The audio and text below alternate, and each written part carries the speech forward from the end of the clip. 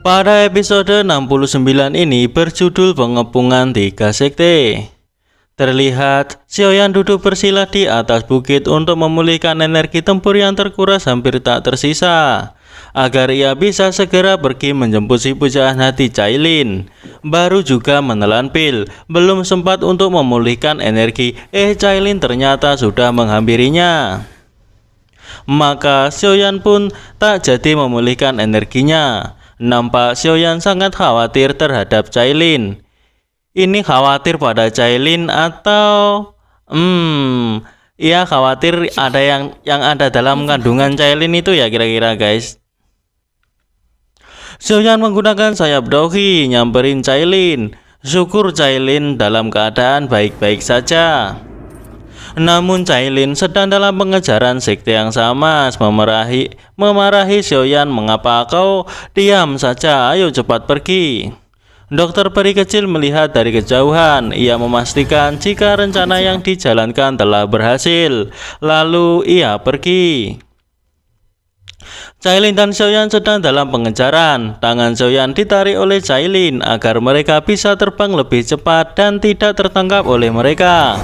Namun tak bisa berlama-lama menggandeng tangan Xiaoyan. Cailin pun melepaskannya dan menyuruh Xiaoyan untuk mengikutinya. Tak disangka mereka terkejar. Ini karena laju terbang Xiaoyan yang terlalu lambat. Cailin mempunyai inisiatif untuk mencari tempat perlindungan. Mereka berlindung di samping bukit dengan menggunakan jurus pelindung milik Cailin. Hal tersebut terbukti efektif membuat sekte Angsa Emas tak dapat menemukan keberadaan mereka. Itu terbukti dengan orang dari sekte Angsa Emas kebingungan mencari keberadaan mereka, seperti kehilangan jejak, dan akhirnya mereka terus maju ke depan untuk melakukan pengejaran. Setelah dirasa aman, Cailin membuka segel pelindung lalu melepaskan topengnya. Xiaoyan yang sedari tadi khawatir pada Cailin pun tak bisa menahan untuk bertanya mengenai keadaan Cailin. Tentu saja Cailin si ratu ular ini tidak apa-apa, karena dari tiga sekte, mulai dari sekte Angsa Emas, Lembah Mulan, dan sekte racun, hanya gadis racunlah yang sebanding dengan kekuatan Cailin. Asal gadis racun tersebut tak ikut campur, jelas tak ada yang bisa melukai Cailin meski hanya sehelai rambut saja. Pada kesempatan ini, Xiaoyan memperoleh gulungan mantra 3 monster. Namun, ia hanya memperoleh 1 jilid saja, yang berarti itu tak berguna sama sekali. Melihat raut wajah kecewa Xiaoyan, Cailin mengeluarkan 2 gulungan, yakni 2 jilid mantra 3 monster. Dengan ini, mantra 3 monster sudah lengkap 3 jilid dan dapat digunakan. Hal ini tentu membuat Xiaoyan terkejut. Dengan adanya 2 gulungan yang berada di tangan Cailin, ini menandakan bahwa Cailin telah membunuh 2 orang tua dari Lembah Mulan. 2 orang ini adalah pengguna mantra 3 monster. Kok cuma 2? Jelas yang satu sudah tewas di tangan Xiaoyan. Xiaoyan merasa jika dirinya dan Cailin memang memiliki kesenjangan. Xiaoyan sangat sulit untuk mengalahkan 2 tetua pengguna mantra 3 monster, sedangkan Cailin tak perlu banyak usaha untuk mengalahkannya. Memang dasarnya Xiaoyan ini terlalu sungkan. Ia tak mau menerima gulungan mantra 3 monster, karena ia berpikir jika itu akan lebih berguna untuk klan ular. Namun pada akhirnya ia menerimanya dan berdalih bahwa gulungan itu akan ia tukar dengan bahan pil penyatu jiwa. Selain 2 gulungan itu, Cailin juga mendapatkan 1 gulungan dari Yan Luotian. Keterampilan yang ada dalam gulungan termasuk rahasia yang tidak diwariskan dari sekte Angsa Emas. Lebih tepatnya, ini adalah cara pembuatan jurus tempur terbang. Menggunakan bahan berkualitas tinggi untuk membuat sayap yang besar. Jika Xiaoyan berhasil melatihnya, manfaatnya lumayan besar. Kecepatan terbang seperti itu jangankan sayap ungu milik Xiaoyan, bahkan Cailin yang berada di ranah Douzong juga tak dapat mengejarnya. Karena nilai gulungan itu lebih tinggi dari mantra 3 monster, lagi-lagi Xiaoyan tak mau menerimanya dan berusaha mengembalikan benda itu kepada Cailin. Namun lagi-lagi Cailin menyuruh Xiaoyan untuk mengambilnya. Raut wajah Cailin tiba-tiba sedih seperti ada masalah yang ia pendam. Cailin harus pergi. Sebelum ia pergi, ia mengatakan sesuatu pada Xiaoyan. Musuh sudah dibunuh. Untuk sementara waktu kerajaan Gama sudah tak ada bahaya. Klan ular juga harus berpindah ke wilayah baru untuk berkembang. Aku harus pulang untuk memimpin. Anggota klan sedang memanggilku. Xiaoyan dengan sabar menunggu Cailin menyelesaikan omongannya yang panjang kali lebar kali tinggi. Di sini Xiaoyan mengkhawatirkan Cailin.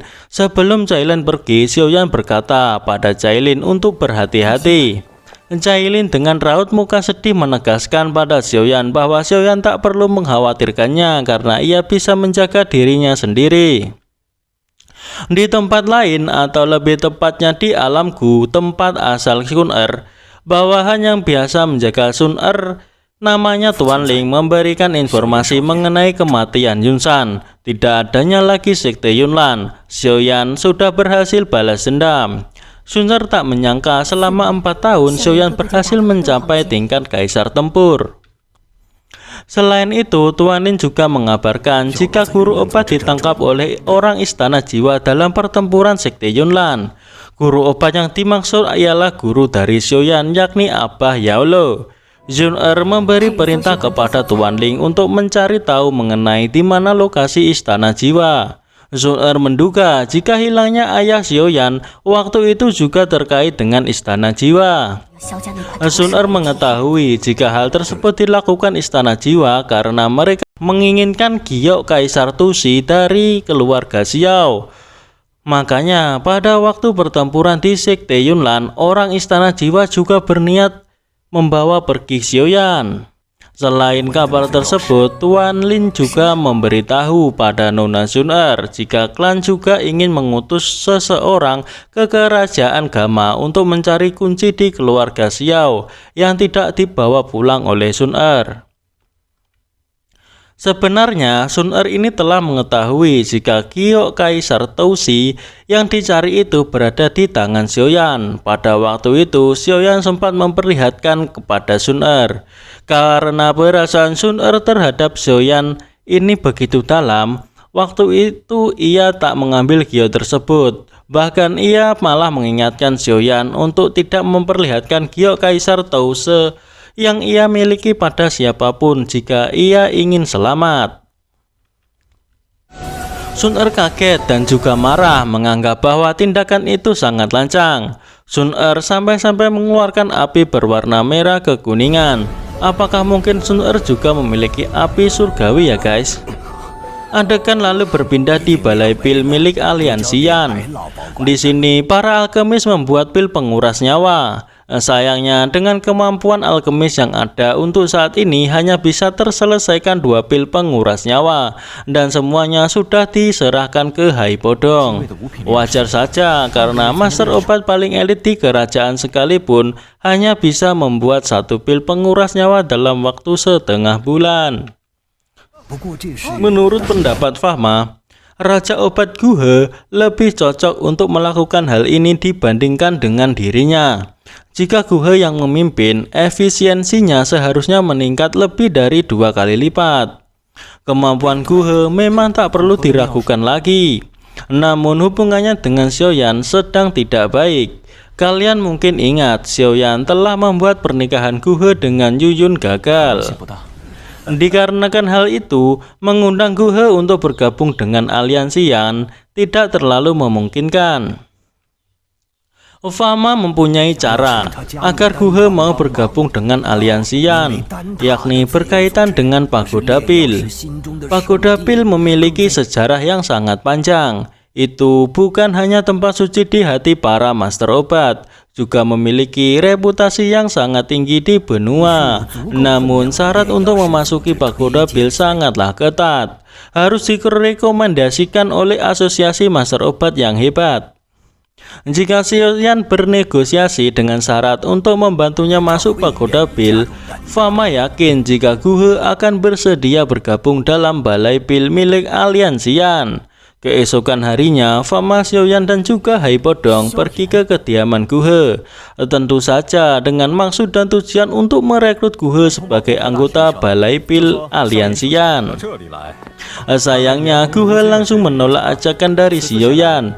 Ia sangat menyukai kehidupannya yang sekarang tanpa terikat dengan apapun. Karena Guhe menolak, Fama menjelaskan keuntungan jika Guhe mau bergabung dengan balai pil. Potensi balai pil jauh lebih kuat dari asosiasi master obat. Dengan jika Guhe bergabung, kedepannya akan mendapatkan rekomendasi dari balai pil agar Guhe bisa memasuki pagoda pil.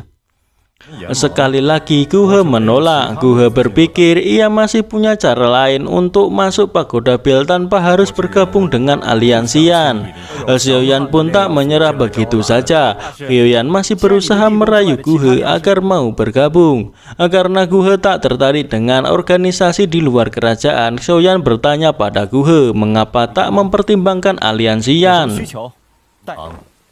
Guhe akan setuju bergabung dengan balai pil Aliansian, namun Xiaoyan harus menyetujui persyaratan dari Guhe, yakni Xiaoyan harus bertanding memurnikan pil dengan Guhe.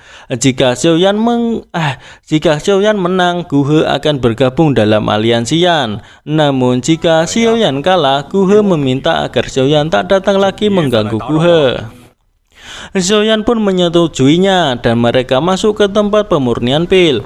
Hanya mereka berdua yang masuk, yang lain menunggu di luar. Jadi kita tidak tahu nih apa yang terjadi di dalam. Mungkin saja Xiaoyan dan Guhe tak sedang bertanding memurnikan pil, melainkan sedang bermain Mobile Legends.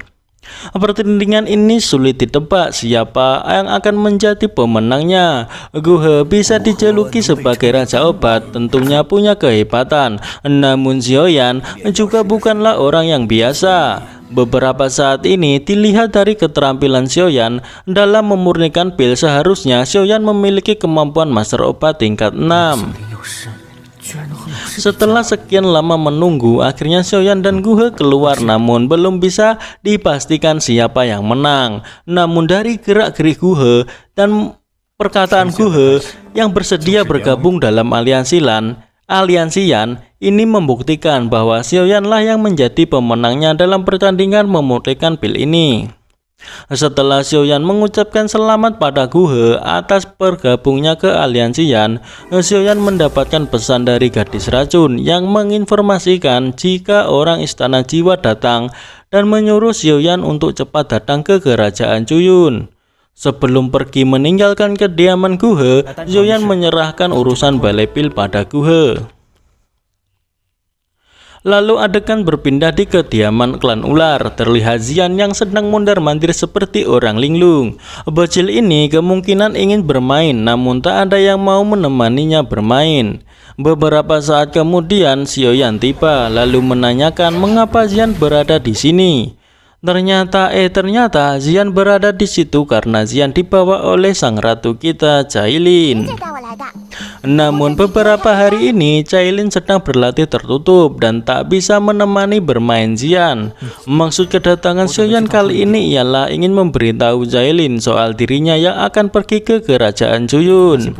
Perjalanan itu terdengar menyenangkan yang membuat Xian ingin ikut menemani Xiaoyan pergi ke kerajaan Cuyun.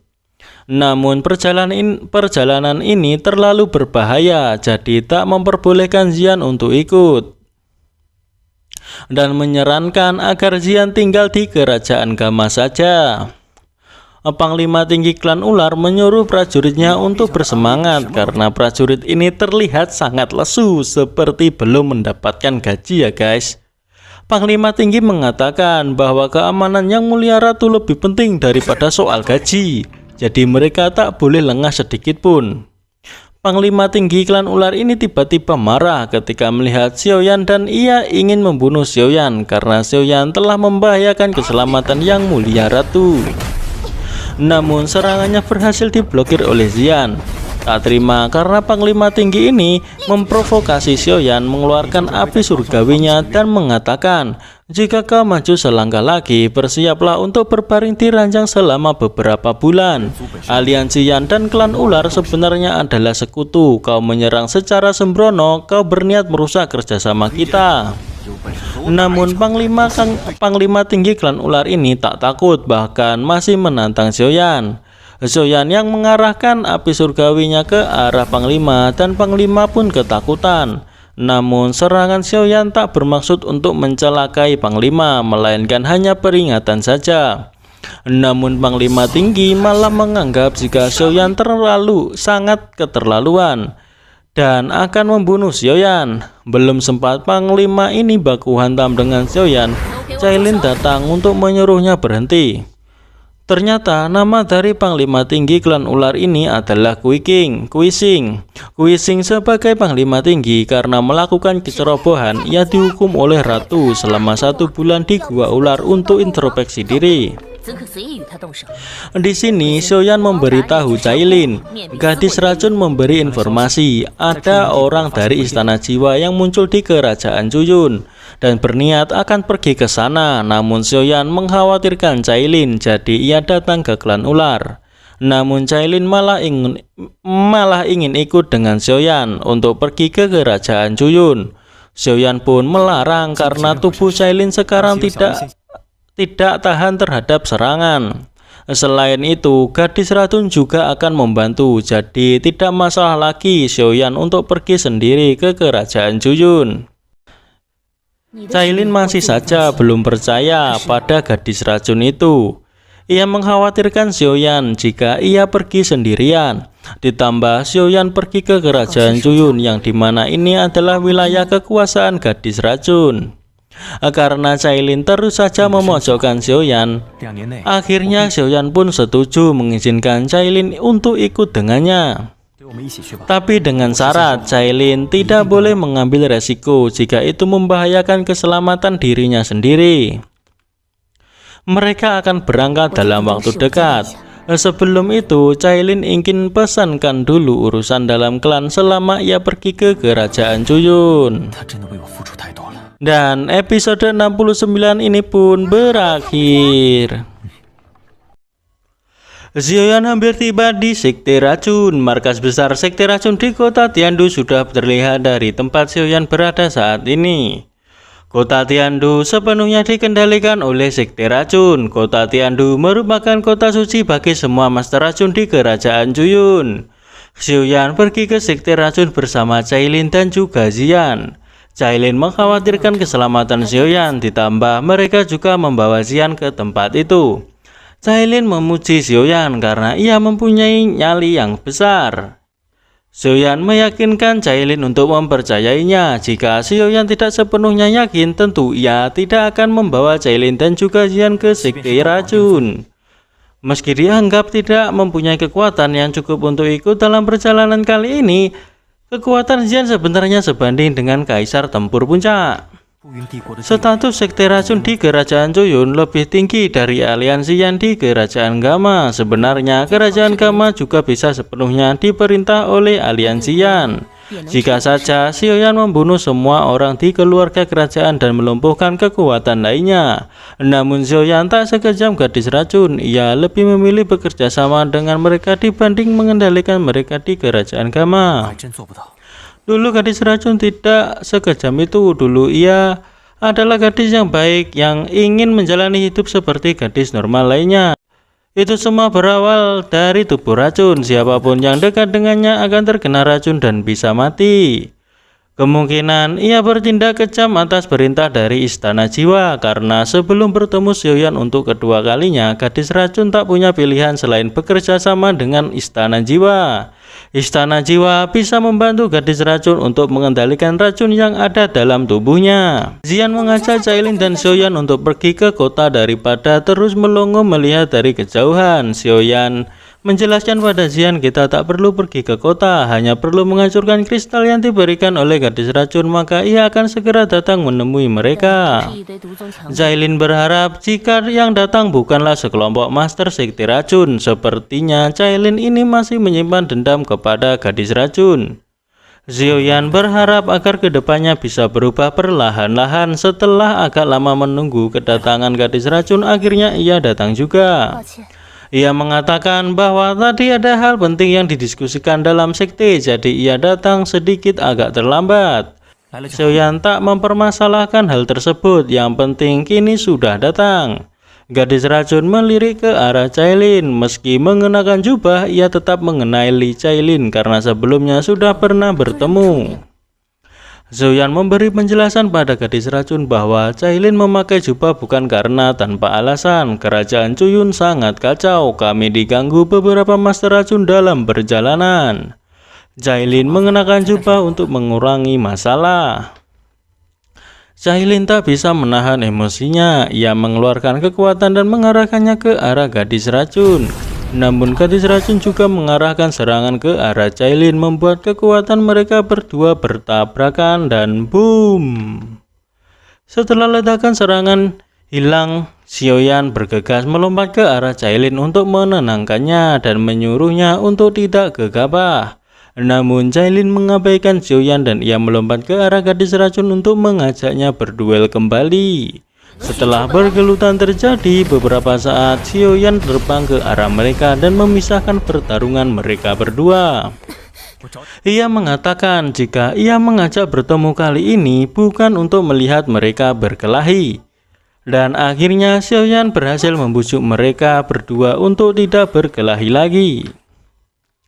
Xiaoyan menanyakan perihal istana jiwa pada gadis racun. Gadis racun bercerita setelah ia kembali ke kerajaan Cuyun, orang dari istana jiwa datang menemuinya lagi. Orang istana jiwa meminta penjelasan dari gadis racun mengenai ditariknya pasukan sekte racun dan membiarkan Xiaoyan lolos. Gadis racun beralasan jika ada banyak orang hebat di bawah komando Xiaoyan. Jika menyerang secara paksa, sekte racun akan ada banyak korban. Gadis racun ingin mencari cara lebih bagus untuk menyerangnya lagi. Orang dari istana jiwa memberikan wejangan untuk tidak peduli hidup dan matinya orang lemah, yang terpenting ialah tujuan mereka tercapai. Tak peduli berapa nyawa yang dikorbankan. Istana jiwa sudah sangat tidak puas terhadap perbuatan gadis racun dan menyuruh gadis racun untuk segera menangkap Xiaoyan. Orang istana jiwa mengancam jika tidak segera melakukan apa yang diperintahkan akan menerima akibatnya karena telah membuat istana jiwa marah. Setelah mengatakan hal itu, orang istana jiwa itu pergi meninggalkan tempat gadis racun. Gadis racun nampak tak terima dengan perlakuan orang istana jiwa.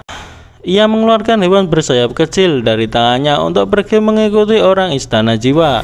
Hewan itu mengikuti orang istana jiwa hingga sampai ke sekte Wanqi.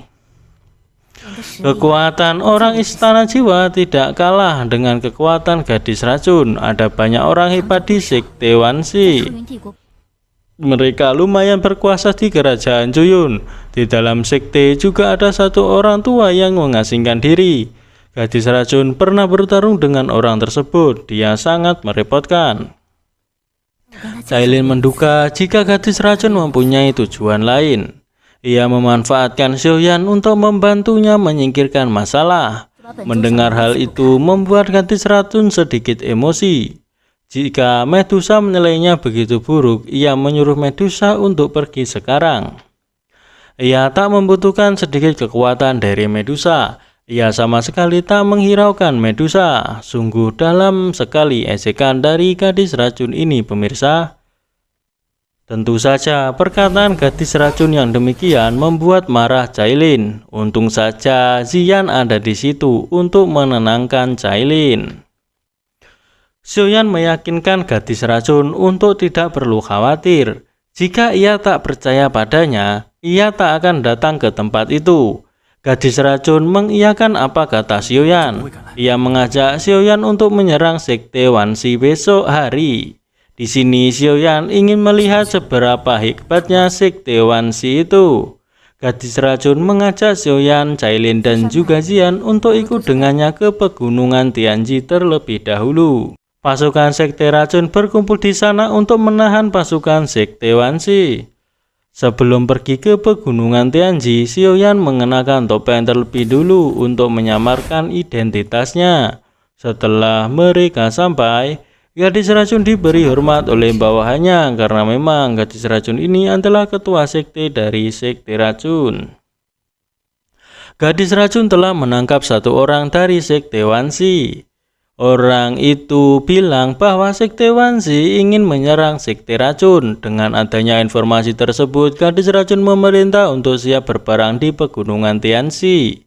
Gadis racun telah memanggil para tetua sekte untuk membahas penyerangan Sekte Wanshi. Lalu mereka semua masuk ke aula milik Sekte Racun, di mana para tetua sekte berkumpul. Tetua botak nampak bingung siapa yang bersama dengan ketua sekte mereka. Dalam penyerangan paksa kali ini, para tetua mengalami luka dan tak bisa ikut serta dalam diskusi dalam masalah mengenai penyerangan terhadap Sekte Wanshi. Benar saja, tetua botak ingin mengetahui identitas Xiaoyan, Cailin, dan juga Xian. Gadis racun menjawab jika ia mengundang mereka tentu punya alasan sendiri. Tetua botak mencoba berbicara dengan ketua sekte untuk memikirkannya baik-baik. Sekte racun melakukan serangan impulsif berulang kali. Kali ini selain para tetua terluka, ada 2 raja tempur yang tewas. Tetua botak tidak begitu yakin dengan teman yang dibawa oleh ketua sekte karena hanya kaisar tempur belaka. Takutnya tidak akan terlalu berdampak terhadap situasi pertempuran. Melihat hal itu, Xiaoyan tahu jika keadaan internal di Sekte Racun tak terlalu kompak. Bahkan tetua botak berani meragukan pilihan dari ketua sektenya, yakni gadis racun. Tetua botak memberitahu ketua sekte apa yang tidak ketua sekte ketahui. Selama beberapa saat ini, setiap Sekte Racun mengerahkan semua pasukan. Sepertinya Sekte Wanshi sudah bisa memprediksinya. Tetua lainnya pun membenarkan perkataan tetua botak. Ia menambahkan ketika lini pertahanan Sekte Racun agak melemah, akan langsung diserang oleh Sekte Wanshi. Hal itu tentu saja menimbulkan kerugian besar untuk Sekte Racun. Tetua botak curiga bahwa ada mata-mata dari Sekte Wanshi di Sekte Racun. Gadis racun memberitahu para tetua bahwa akan menyerang Sekte Wanshi esok hari. Tidak peduli ada pengkhianat, namun tetap sebisa mungkin harus merahasiakannya dan jangan sampai informasi ini bocor ke mata-mata. Gadis racun memerintahkan untuk saat ini tidak ada yang boleh keluar dari camp. Jika ada yang keluar maka dianggap sebagai pengkhianat. Terlihat suasana malam di luar camp. Terlihat ada hewan terbang hijau yang entah itu apa. Hewan itu terbang ke arah di mana Xiaoyan berada. Ternyata itu ialah pesan dari gadis racun yang menginformasikan bahwa semuanya sudah siap. Keesokan harinya tibalah saat penyerangan ke Sekte Wanshi. Sekte Racun telah tiba di Sekte Wanshi dan melakukan serangan dengan penuh semangat. Para prajurit menyeberangi jembatan kayu. Sebagian prajurit terjatuh dari jembatan tersebut. Prajurit dari Sekte Racun heran mengapa orang Sekte Wanshi menghilang. Ternyata orang-orang dari Sekte Wanshi bukan menghilang, melainkan pergi ke tempat yang aman dari jangkauan racun yang akan mereka lancarkan. Prajurit yang terkena racun tersebut semua terjatuh. Hal itu membuat pasukan Sekte Racun mundur. Beberapa saat kemudian, gadis racun dan para master yang ada di Sekte Racun tiba di tempat tersebut. Penyergapan racun yang disiapkan oleh Sekte Wanshi ini merupakan formasi awan racun, guys. Dengan sekali serang, gadis racun berhasil mematahkan formasi tersebut. Kisah dari Sekte Wanshi muncul. Ia mengatakan bahwa ketua Sekte Racun sangat berambisi. Hisan tak sendiri, melainkan bersama 4 master kaisar tempur. Xiaoyan sekarang tahu jika Sekte Wanshi begitu kuat, mempunyai 5 kaisar tempur. Gadis racun menanyakan keberadaan Si Bian. Gadis racun menyuruh untuk memanggil orang itu untuk keluar. Mungkin Si Bian ini adalah orang dalam pengasingan yang dibicarakan gadis racun kemarin, guys. Alasan untuk menyuruh Si Bian keluar ialah hanya dia yang sebanding dengan kekuatan gadis racun. Jika ia tak keluar, Sekte Wanshi hari ini akan dikalahkan oleh Sekte Racun. Qisan melihat gadis racun yang tak bertemu selama setahun. Ia merasa jika gadis racun menjadi semakin sombong. Sekte Wanshi tak seperti kekuatan biasa lainnya. Lagi pula Master Si Bian adalah master yang lama terkenal di kerajaan Juyun. Qisan tak berharap generasi muda seperti gadis racun ingin langsung menantangnya. Qisan mengatakan bahwa gadis racun belum memenuhi syarat untuk menantang Si Bian. Untuk membuktikan kekuatannya, gadis racun menyerang Qisan. Qisan dan 4 lainnya menyatukan kekuatan untuk menahan serangan dari gadis racun. Gadis racun memuji mereka bisa menahan 1 serangan darinya. Gadis racun mengingatkan jika hari ini Si Bian tak keluar, maka Sekte Wanshi tak akan lolos dari bencana. Gadis racun mengeluarkan jurus mata air racun. Melihat itu, Si San dan kawan-kawan merasa waspada dan memilih untuk mundur. Namun tak dibiarkan begitu saja oleh gadis racun. Dalam keadaan sulit alias keadaan genting, ketua Sekte Wanshi yakni Si Bian muncul untuk menghentikan serangan dari gadis racun. Melihat dari aura, Si Bian telah mencapai puncak Sekte Tempur Bintang 4. Jika ada peluang, maka Si Bian bisa menerobos hingga Sekte Tempur Bintang 5. Setelah masalah ini berakhir, Xiaoyan berencana untuk mencari api surgawi baru untuk meningkatkan kekuatannya. Karena jika tidak, maka akan kewalahan jika berhadapan dengan Sekte Tempur.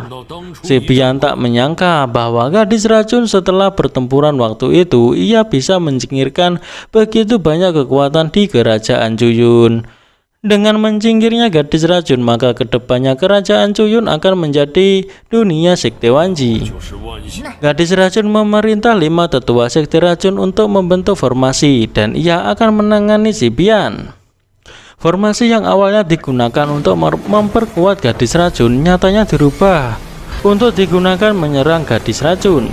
Dalam keadaan tidak siap, gadis racun pasrah dengan serangan yang dilancarkan oleh para tetua Sekte Racun. Untung saja Xiaoyan bertindak tepat waktu menghalau serangan tersebut. Jika tidak, kemungkinan gadis racun akan terluka parah. Pengkhianat Sekte Racun pun akhirnya muncul. Pengkhianat Sekte Racun ternyata tidak hanya 1 melainkan 5, dan mereka semua adalah para tetua dari Sekte Racun itu sendiri.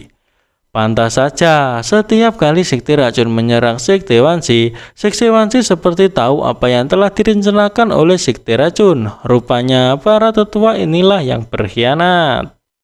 Peri kecil kaget bahwa ternyata para tetua lah pengkhianatnya. Tetua lain dari Sekte Racun juga heran dengan apa yang mereka lakukan. 5 tetua yang berkhianat pergi ke arah Sekte Wanshi, namun tak dibiarkan begitu saja oleh peri kecil.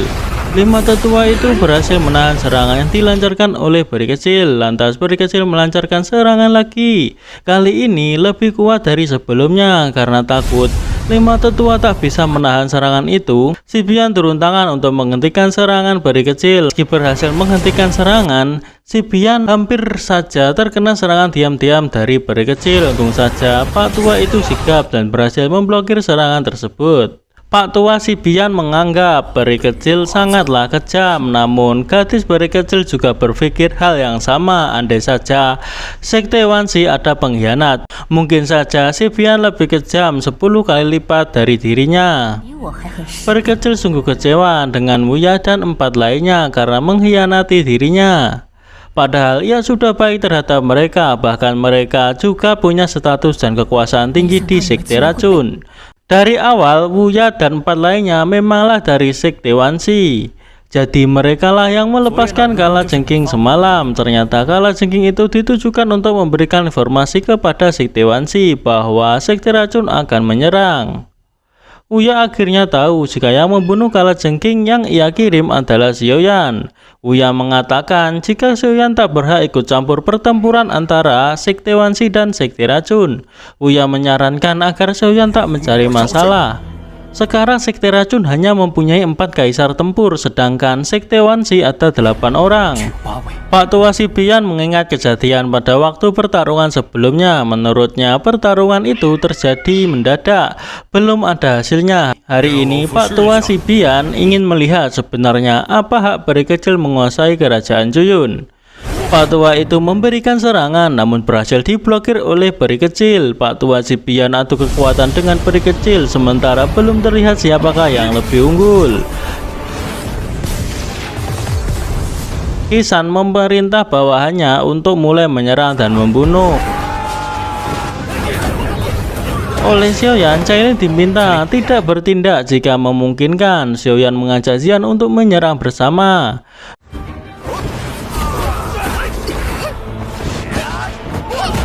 Wuya memperingatkan Xiaoyan karena tak mendengarkan sarannya untuk tidak mencampuri urusan Sekte Racun dan Sekte Wanshi.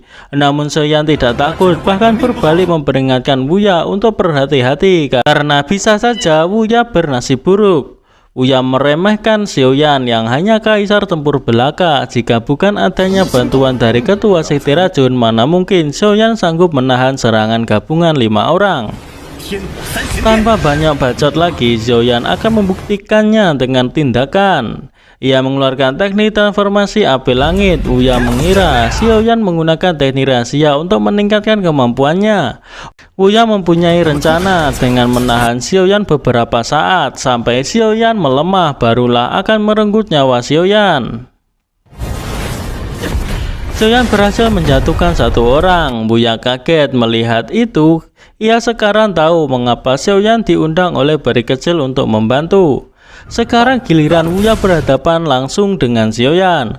Wuya mengeluarkan kalajengking raksasa untuk menghadapi Xiaoyan. Kalajengking itu mengejar Xiaoyan.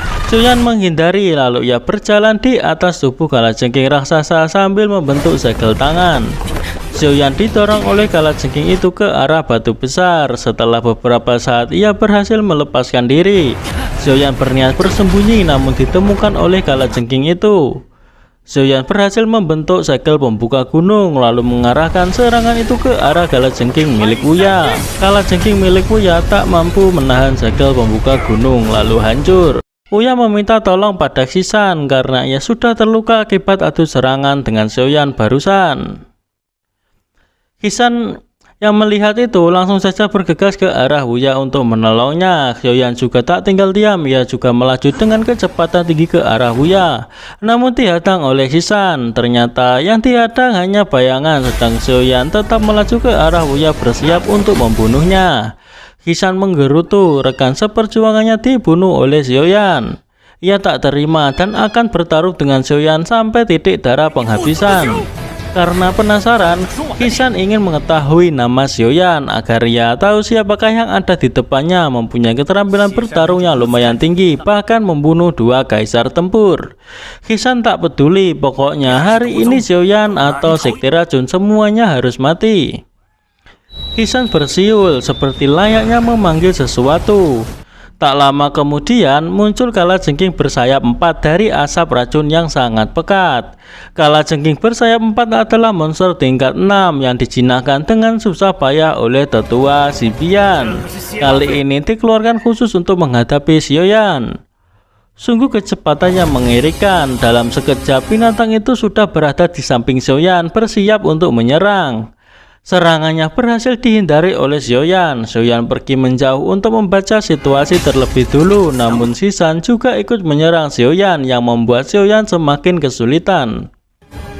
Xiaoyan bahkan memuji kekompakan dari Qisan dan kalajengking bersayap 4. Ketika ekor dari kalajengking itu hampir menyentuh tubuh Xiaoyan, tiba-tiba berhenti. Ternyata hal itu terjadi karena ditahan oleh Xian. Xian akan menangani monster kalajengking bersayap 4, sedangkan Xiaoyan akan menghadapi Qisan. Dengan begini Xiaoyan bisa sedikit tenang.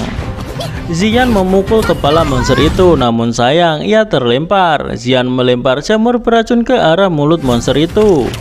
Lalu Xian kembali melompat dan berada di atas kepala monster untuk memukulinya lagi. Xian melempar kalajengking itu hingga jatuh, namun kalajengking itu belum mati dan kembali bangkit. Sepertinya monster itu kurang bisa diandalkan. Xian menyarankan Xiaoyan untuk tidak sombong karena hanya akan membuatnya menjadi semakin tragis. Namun saat ini situasi sedang berpihak pada sekte racun. Xian tak menyangka dengan jumlah kaisar tempur yang lebih unggul, namun Xiaoyan malah membunuh 2 kaisar tempur dan menahannya. Karena melamun, ia hampir terkena serangan Xiaoyan. Beruntung ia lekas sadar dan memblokir serangan tersebut. Peri kecil menyerang Si Bian. Si Bian menahan serangan tersebut sambil menyuruh Xian untuk memanggil seseorang. Tiba-tiba terpancar energi ungu dari kejauhan. Energi itu memancarkan aura dari sekte tempur. Tak menyangka sekte Wanxi mempunyai 1 orang lagi di tahap sekte tempur. Si Bian mengatakan bahwa hari ini adalah kematian dari peri kecil. Ternyata itu adalah orang dari istana jiwa. Ia tak menyangka jika Si Bian tak berdaya menghadapi peri kecil. Si Bian mengakui jika ketua sekte racun tak mudah untuk dihadapi. Pertempuran hari ini sangat penting bagi sekte Wanxi, jadi terpaksa meminta bantuan dari pengawal Ti. Orang istana jiwa tentu saja mau membantu Si Bian, namun tentu istana jiwa mengharap imbalan. Si Bian meyakinkan orang istana jiwa agar tak perlu khawatir, apa yang diinginkan pasti ia persembahkan. Awalnya istana jiwa dan sekte racun bisa bekerja sama dengan baik, tapi sayangnya peri kecil tak memanfaatkannya dengan baik, bahkan merusak kerjasama tersebut. Jadi pengawal Ti hanya bisa mencari rekan lain. Peri kecil memulai serangan, ditahan oleh Si Bian. Si Bian meminta pengawal Ti untuk mengambil jiwa Xiaoyan terlebih dahulu karena Si Bian merasa jika Xiaoyan sulit untuk dihadapi. Pengawal Ti memuji Xiaoyan. Ia sedikit menyesal karena meremehkan Xiaoyan. Ketika pengawal Ti mengeluarkan kemampuan dan hampir menangkap Xiaoyan, Cailin datang untuk menghentikan serangan itu. Nampak pengawal Ti kaget, ternyata di sekte racun juga ada sekte tempur. Pengawal Ti mengingatkan agar Cailin tak ikut campur, namun Cailin tentu saja tak mau mendengarkan apa kata dari pengawal Ti. Cailin meminta agar Xiaoyan menyerahkan pertarungan dengan orang istana jiwa kepada dirinya. Di sini, Xiaoyan akan menghabisi Xian dan setelah berhasil akan membantu Cailin untuk menghadapi pengawal Ti. Kultivasi Cailin yang telah mencapai sekte tempur sebenarnya di hadapan istana jiwa tidaklah seberapa. Pengawal Ti berharap Cailin tidak menyesali keputusannya. Orang istana jiwa selalu suka mengatakan sesuatu yang tak berguna. Pengawal Ti penasaran apakah Cailin pernah bertemu orang lain dari istana jiwa selain dirinya. Tak perlu omong kosong lagi, Cailin mengajak pengawal Ti untuk memulai pertarungan. Si Bian tak mengira jika peri kecil mempunyai trik cadangan. Ia menyarankan kepada peri kecil untuk tidak senang terlalu cepat. Ia berlatih mengasingkan diri sudah sangat lama. Ia tak percaya tidak bisa menghabisi anak muda seperti peri kecil. Ketika Si Bian memasuki tahap sekte tempur, Si Bian menyegel kaisar kalajengking iblis di dalam tubuh dan memurnikannya. Hari ini Si Bian ingin peri kecil menjadi orang pertama yang mencoba kekuatan dari kesempurnaan mantra jiwa darah sekte Wanxi. Dengan kekuatan Si Bian yang sekarang ini berhasil menjatuhkan peri kecil. Saat Si Bian akan menyerangnya lagi, peri kecil bangkit dan berhasil menahannya. Kemudian peri kecil membuka segel yang menyegel tubuh racunnya untuk mengimbangi kekuatan dari Si Bian. Xiao Yixian menggunakan teknik sangkar racun langit. Si Bian mengakui jika tubuh racun milik Xiao Yixian begitu merepotkan. Bahkan energi langit dan bumi di dalam ranah juga tercemar olehnya, membuat dirinya tak bisa bernafas. Dengan menggunakan tubuh racun sepenuhnya, bisa berakibat umur Xiao Yixian berkurang alias semakin dekat dengan kematian. Meski tubuh racun milik Xiao Yixian begitu menakutkan, hal itu tak membuatnya Li Si Bian ciut. Ia bahkan mau menemani Xiao Yixian bertarung hingga akhir. Xiaoyan kaget melihat sangkar racun dari arah Xiao Yixian. Ia tak menyangka bahwa si Bian memaksa Xiao Yixian membuka segel dari tubuh racun. Dengan keadaan seperti itu, entah berapa lama Xiao Yixian bisa bertahan. Xiaoyan berniat menyelesaikan pertarungannya secepatnya dan segera membantu Cailin menaklukkan orang Istana Jiwa. Tiba-tiba Sisan menyerang Xiaoyan. Untung saja Xiaoyan bisa menahan serangan itu.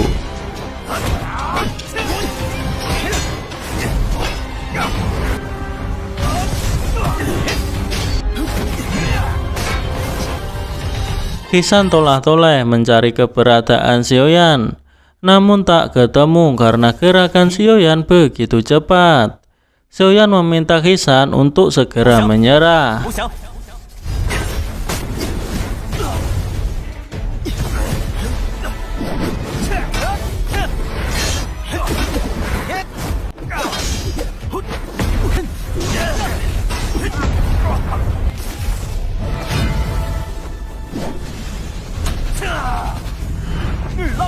Xiaoyan menyerang Sisan. Tak mau kalah, Sisan menggunakan teknik tongkat pengguncang langit untuk menahan serangan dari Xiaoyan. Sisan terkena api aneh milik Xiaoyan. Dari kejauhan nampak kalajengking iblis langit terbang ke arah Sisan. Sisan menganggap jika kalajengkingnya telah menang. Dengan begitu, kalajengking itu bisa membantu dirinya melawan Xiaoyan. Karena bantuan dari Sisan telah datang, kali ini dia sungguh percaya diri, bahkan dirinya pasti bisa mengalahkan Xiaoyan. Tak menyangka kalajengking itu terbang ke arah Sisan karena diangkat oleh Xian. Xian melempar kalajengking ke arah Sisan. Lalu Xian menunggu kesempatan untuk memukul Sisan. Meski Sisan berhasil menahan pukulan Xian, Sisan tetap saja terpental karena saking kuatnya pukulan dari Xian. Belum sempat ia bangkit, ia sudah disambut oleh pedang Xiaoyan. Sungguh malang nasibmu, Sisan. Sisan kesal karena Xiaoyan menyerang dirinya secara diam-diam. Sisan ingin melarikan diri namun dikejar oleh Xiaoyan. Sepertinya Sisan kali ini tak bisa melihat kemenangan sekte ribuan kalajengking lagi. Xiaoyan memukul Sisan hingga ia terjatuh lalu mati. Melihat ketua sekte mereka tewas, semuanya lari. Pertarungan Xiaoyan dan juga Sisan membuat energi Xiaoyan terkuras banyak. Xiaoyan melihat gas racun yang dikeluarkan oleh Xiao Yixian semakin kuat. Xiaoyan khawatir dengan keadaan Xiao Yixian. Xiaoyan memutuskan untuk membantu Cailin untuk mengalahkan orang Istana Jiwa terlebih dahulu. Cailin berhasil menusuk tubuh pengawal Ti dengan pedang miliknya. Meski tidak terlihat darah, namun sepertinya tetap berefek pada pengawal Ti. Melihat situasi sekarang, pengawal Ti benar-benar telah terdesak. Satu-satunya cara yang bisa ia gunakan adalah menggunakan jurus terkuatnya. Pengawal Ti mencoba menelan jiwa banyak orang untuk memperkuat dirinya. Namun sebelum itu Cailin menghancurkan benda untuk menyimpan jiwa-jiwa tersebut. Akhirnya jiwa yang terkurung dalam benda itu melarikan diri. Xiaoyan tak tahu apa yang direncanakan oleh Istana Jiwa menangkap tubuh arwah sebanyak itu. Pengawal Ti marah karena Cailin menghancurkan lentera jiwa miliknya. Pengawal Ti berencana untuk mengambil tubuh arwah Cailin. Ketika Xian ingin membantu Cailin, Xiaoyan melarangnya karena berdasarkan kemampuan Xian hanya akan menjadi beban jika pergi membantu. Xian diminta untuk ikut dengan Xiaoyan. Xiaoyan hanya bisa bertaruh, bisakah dirinya membantu mengalahkan pengawal Ti? Setelah pengawal Ti menelan banyak tubuh arwah, kekuatan pengawal Ti meningkat pesat. hanya segel pembalik laut yang bisa melawannya.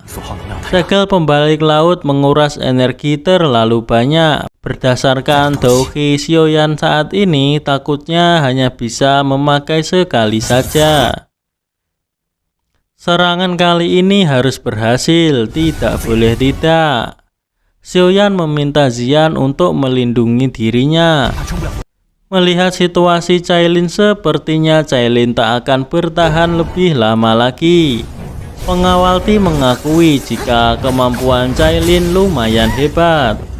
Tubuh arwahnya pastilah sangat lezat. Cailin mulai kewalahan melawan pengawal Ti.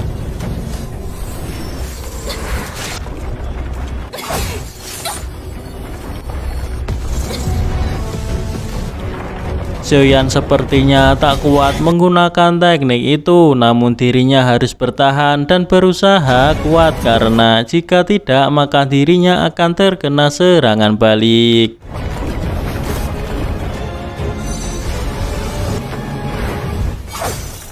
Pengawal Ti kaget melihat teknik yang dikeluarkan Xiaoyan.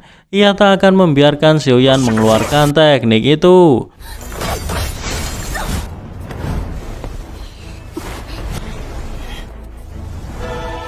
Melihat tapak kristal hijau, pengawal Ti menduga jika itu adalah mantra segel kaisar.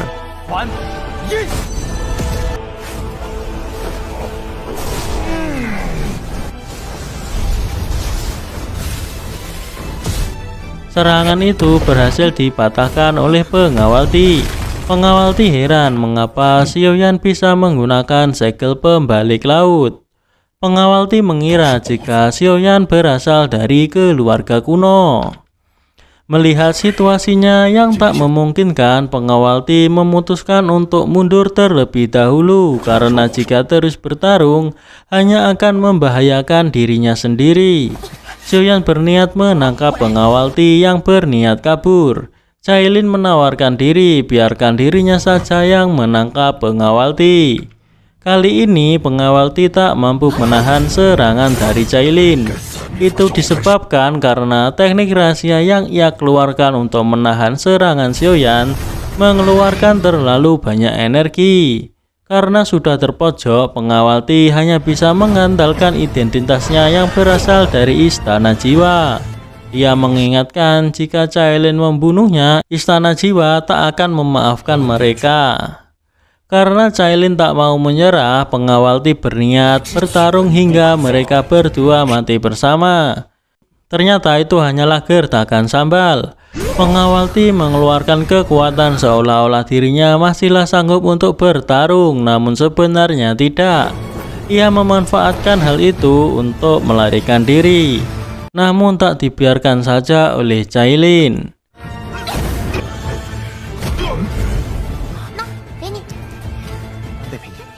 Pengawal Ti berhasil ditangkap oleh Cailin. Pengawal Ti sedang terluka parah, hampir tak bisa melarikan diri.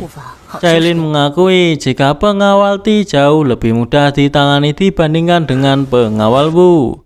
Pengawal Ti mengancam jika berani membunuhnya, Istana Jiwa tak akan memaafkan mereka. Itu tak akan dilakukan oleh Xiaoyan karena masih banyak hal yang ingin ia tanyakan kepada pengawal Ti. Xiaoyan mengeluarkan api surgawi miliknya. Ia memasukkan pengawal Ti ke dalam botol. Menunggu hingga masalah selesai, dirinya akan menanyakan tentang Istana Jiwa kepada pengawal Ti.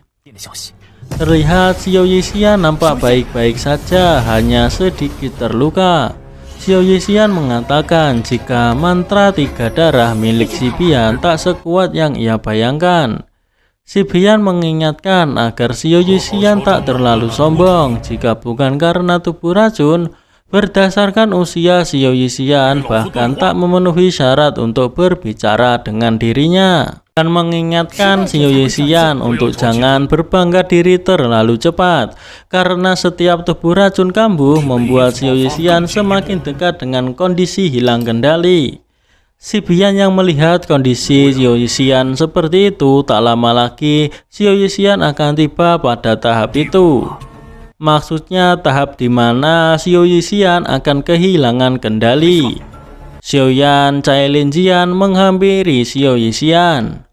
Xiao Yixian menanyakan mengenai orang dari Istana Jiwa apakah sudah ditangani. Cailin menyindir Xiao Yixian yang tak bisa menghabisi si Bian dan menawarkan bantuan. Xiao Yixian tak memerlukan bantuan dari Cailin karena ia telah memasukkan racun darah ke dalam tubuh si Bian. Hari ini pasti si Bian akan mati. Si Bian tak menyangka jika pengawal Ti telah dikalahkan oleh mereka. Namun karena mereka berani menyerang pengawal Ti, kedepannya sepertinya mereka tak akan bisa hidup tenang. Xiaoyan meminta agar si Bian tak perlu mengkhawatirkan hal itu, karena sekarang ketua sekte ribuan kalajengking sudah tewas dan meminta si Bian untuk pergi menemaninya.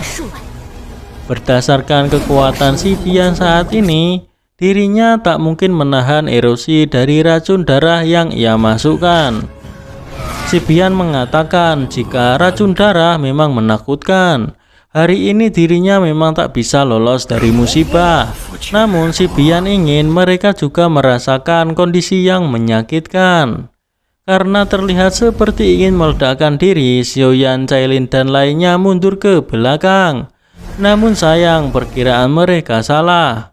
Si Bian mengincar Xiao Yixian namun dilindungi oleh Xiaoyan. Pada akhirnya serangan itu dibelokkan ke arah Xiaoyan. Si Bian melihat Xiaoyan begitu peduli terhadap Xiao Yixian, mengira jika Xiao Yixian mati, pasti Xiaoyan akan lebih menderita.